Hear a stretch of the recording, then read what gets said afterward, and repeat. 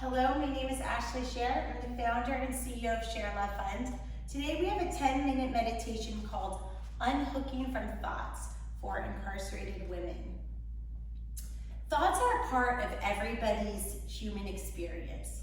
You don't need to push them away in order to practice how to meditate. Learning to bring your mind back from thoughts is just a practice.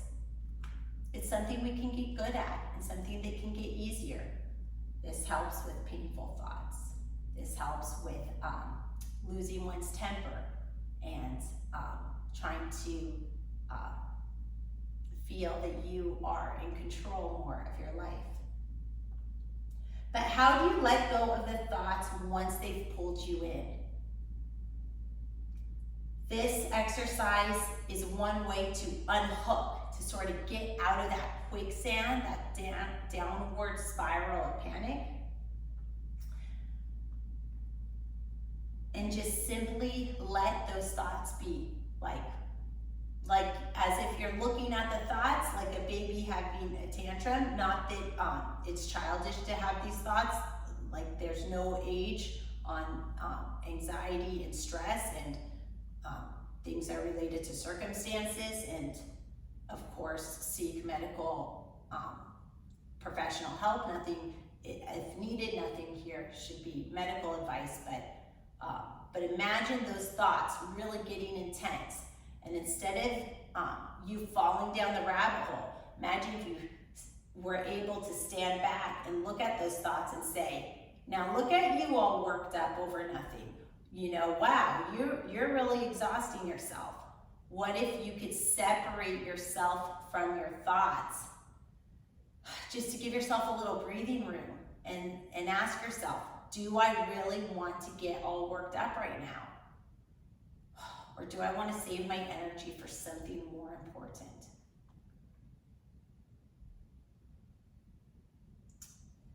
Without pushing thoughts away or denying their presence, there is a way to unhook, still being aware of the thoughts that you're thinking in your mind, but not getting bounced around by them, remaining a bit unattached.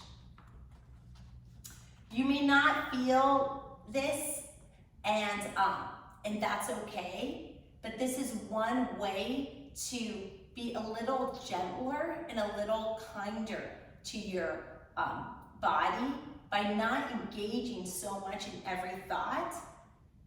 It's a way to preserve energy. You may have overwhelming feelings, and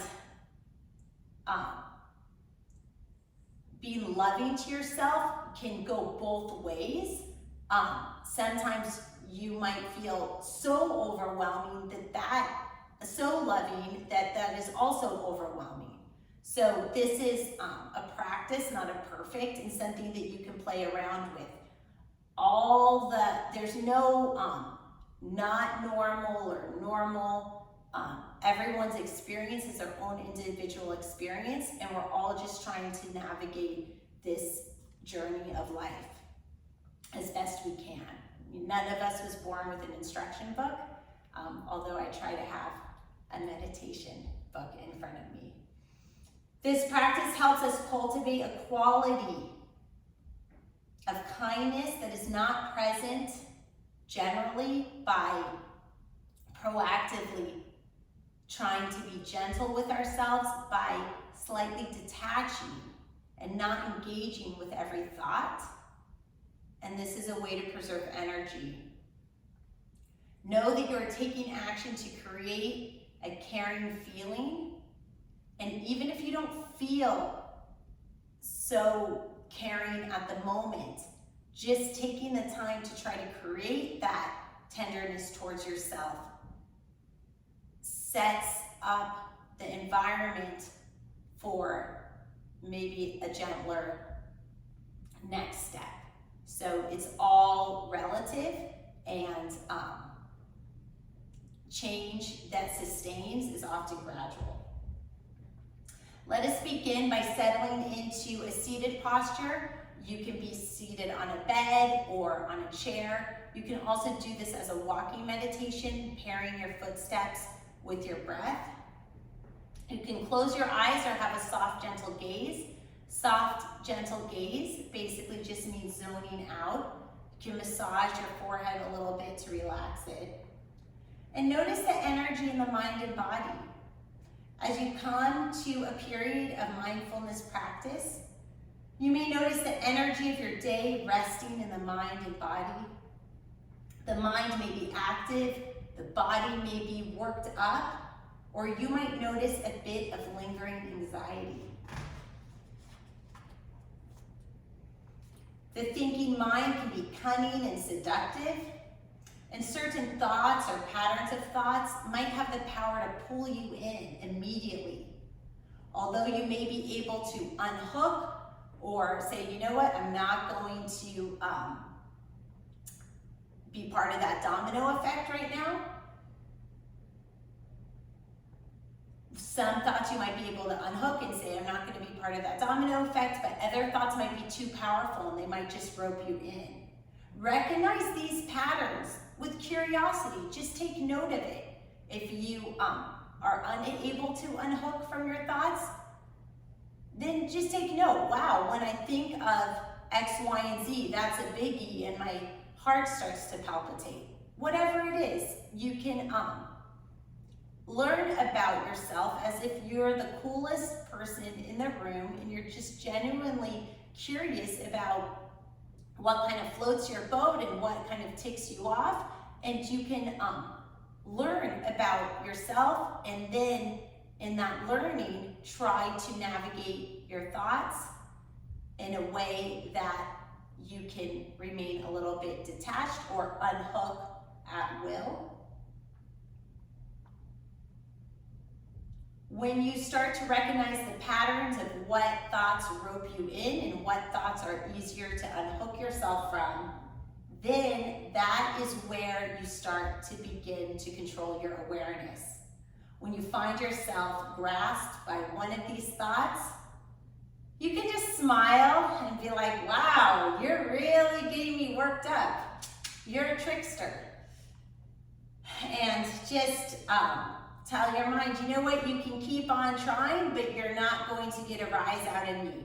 Or if you do succumb to kind of losing it a little bit, you can say, well, you got me, you got a rise out of me, but you know what, now I know all about you, and I'm going to take deep breaths, and counting backwards is a way to also gain control of your mind and also help your body and your physiological system slow down, so you can take a deep breath, just like Daniel Tiger. It works for adults and kids, and count to 5, breathing backwards. 5, 4, 3, 2, 1. Now think of a shaken snow globe with all the energy swirling around. As you rest, the little flakes gently fall to the ground. Think of yourself as a snow globe, and every snowflake as a thought. In this way, watch each and every snowflake fall to the ground. Do not force yourself to calm down. Let it happen slowly and organically. Bring your attention to the breath in your body. Choose one spot where the breath is felt easily. It might be the center of the chest, the abdomen, the shoulders, the nostril. Observe the physical sensations of breathing. You may count, as we just did. Bring the mind back to your breath as it wanders. Stick with the snow globe visualization, as though the thoughts begin to rise, the snow comes to the top, and you can exhale all the thoughts that don't serve you, just letting the snowflakes fall to the ground. It is important to know that we have many, many thoughts that we don't remember every day. So it is a choice of what thoughts to focus on. And when all the thoughts feel bad, you can create and invent new thoughts like, I am calm. It feels good to be me. I am healthy. So if none of the snowflakes in your snow globe are working for you, you have the power to invent new ideas. We are creative, dynamic, ever-changing individuals, and you can put new snowflakes in your snow globe whenever you want. Namaste. May the light in me be the light in you. Have a blessed day.